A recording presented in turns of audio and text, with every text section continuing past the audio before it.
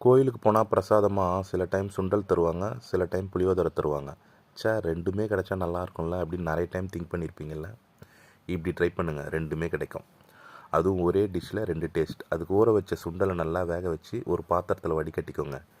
வடிகட்டின சுண்டலை ஒரு கடாயில் நல்லா காஞ்சதுக்கப்புறம் ஒரு ஸ்பூன் எண்ணெய் விட்டுட்டு, அது கூட ஒரு ஸ்பூன் நல்லெண்ணெய் விட்டுட்டு, அதுக்கு தேவையான அளவு கொஞ்சம் உளுத்தம்பருப்பு, கொஞ்சம் கடுகு, இதை ரெண்டுத்தையும் போட்டு நல்லா ப்ரௌனாக வர வரலும் நல்லா ஃப்ரை பண்ணிக்கோங்க. ஃப்ரை பண்ணதுக்கப்புறம் 4 காஞ்ச மிளகா போட்டு, அது கூட ஒரு ஸ்பூன் புளியோதரை பொடி, அது கடையில் விற்ற புளியோதரை பொடியாக இருந்தாலும் சரி, வீட்டில் இருக்கிறதாலும் சரி, அதை போட்டு 4 கருவேப்பிலை போட்டு நல்லா சுண்டலை போட்டதுக்கப்புறம் நல்லா பரட்டுங்க. அதுக்கப்புறம் துருவின தேங்காய், கொஞ்சம் கொத்தமல்லி, இதை போட்டு நல்லா 2 பரட்டி அதை சர்வ் பண்ணி சாப்பிட்டு பாருங்களேன். என்ன டேஸ்ட்டுங்க! புளியோதரை ப்ளஸ் சுண்டல் 2 டேஸ்ட்டும் உங்களுக்கு தெரியும். ட்ரை பண்ணி பார்த்துட்டு எப்படி இருக்குன்னு